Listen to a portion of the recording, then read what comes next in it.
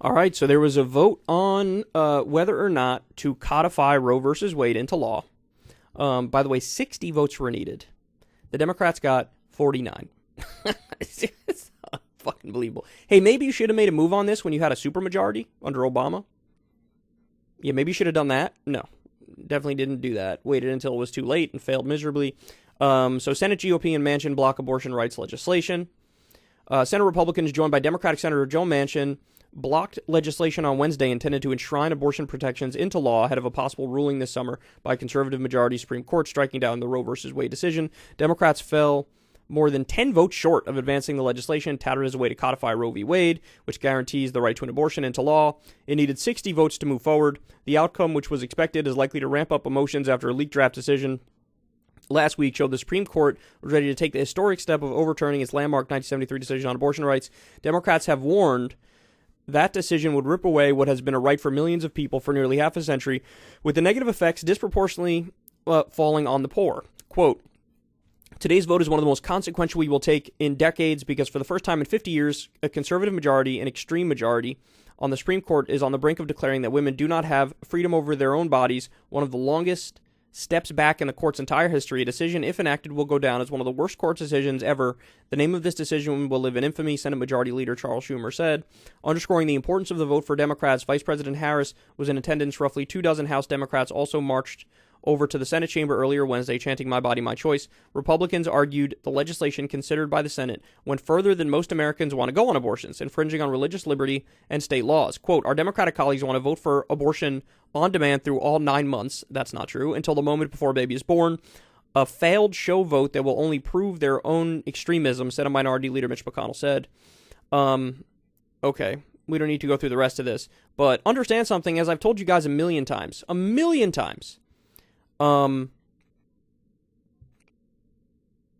on one sec. I'm trying to fucking... There you go. Pause that shit. As I've told you guys a million times, Roe versus Wade is moderate. They set up the trimester standard. Under Roe versus Wade, in the first trimester, it's your right to choose to get an abortion. In the second trimester, you can have some health regulations. And in the third trimester, if states want, they can ban it. They can ban abortion. So late-term abortions can be banned. Trying to codify that framework of Roe versus Wade is a moderate framework. And so they just lie about it and say, well, you want abortion up until 2 seconds before the baby's born, bro. And that's not true. But of course, Joe Manchin doing what Joe Manchin does. When Trump was president, 538 tracked how often he votes with Trump, and it was 50% of the time overall. In some legislative sessions, it was 60% of the time he voted with Trump. And so this is an area where he's just conservative, which seems to be on virtually every single issue, every single policy choice over the past year or so. He's just been a conservative. So, but I mean, the fact that they came up more than 10 votes short, I mean, not a single Republican voted for it. Not a single one. So that's wild. Now, let me show you this, because this is going to infuriate you. So Mehdi Hassan spoke to Barbara Lee. Barbara Lee, who's viewed as an American hero because, you know, she cast a courageous vote, was the only person to vote against, I think it was Iraq. It was either Iraq or Afghanistan. I think it was Iraq. That took so much courage, and obviously history vindicated her. But now Mehdi Hassan's asking her about what's going on with abortion and how Democratic leadership is really not that committed on the issue of abortion, even though they pretend to be. And let's see what she says. Congresswoman, Democrats have said in recent days that you have to vote Democratic in November in order to save abortion rights. And yet at the same time, members of your party's leadership, Speaker Nancy Pelosi, Majority Whip Jim Clyburn, have both endorsed Texas Democratic Congressman Henry Cuellar, an anti-abortion Democrat, in his primary race. How do you square those two things? Well, first of all, the public, Mehdi, and you know this, 70% of the public support abortion access. So it's really not controversial.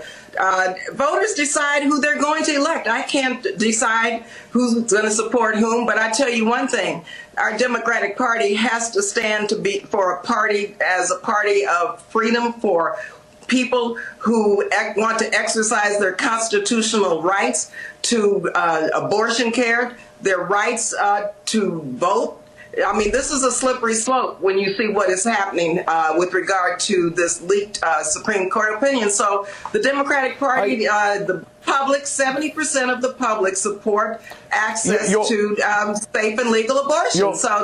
No, you're right about that. You're right about the percentage, and I understand your position on this. I'm just wondering, what do you say to a voter who hears Nancy Pelosi and Jim Clyburn say, vote Democratic to save abortion rights, but then see them in the same week endorsing an anti-abortion Democrat?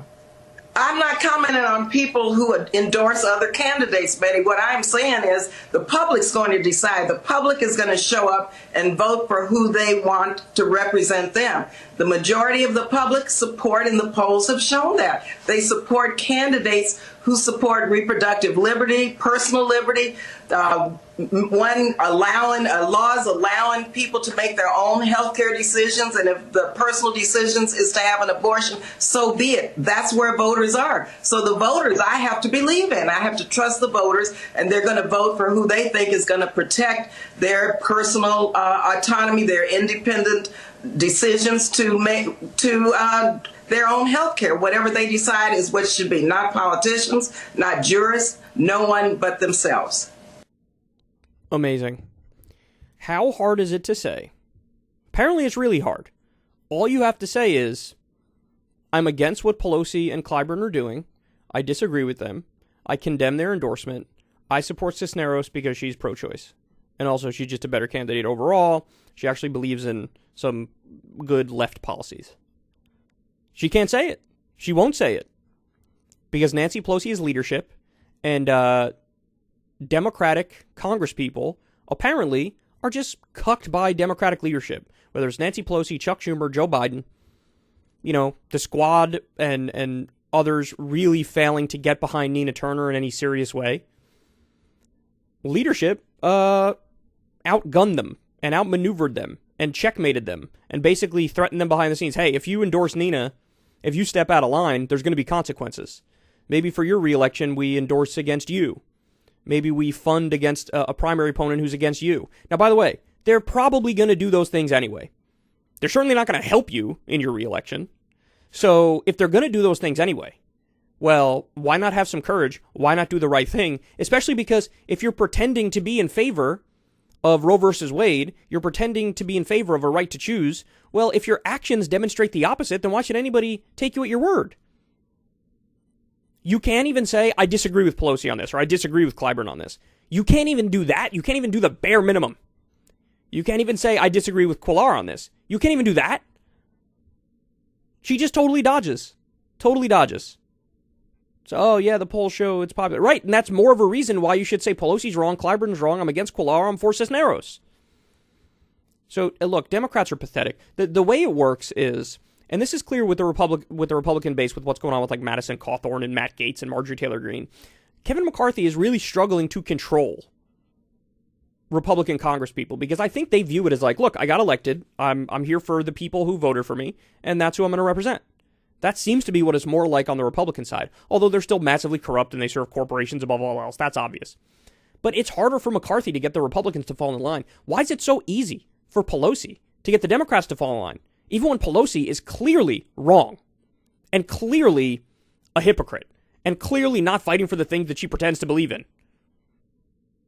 So sad, so pathetic. Is there not a single one among you with a shred of integrity and dignity and backbone? I know the answer to that question, and it's not good.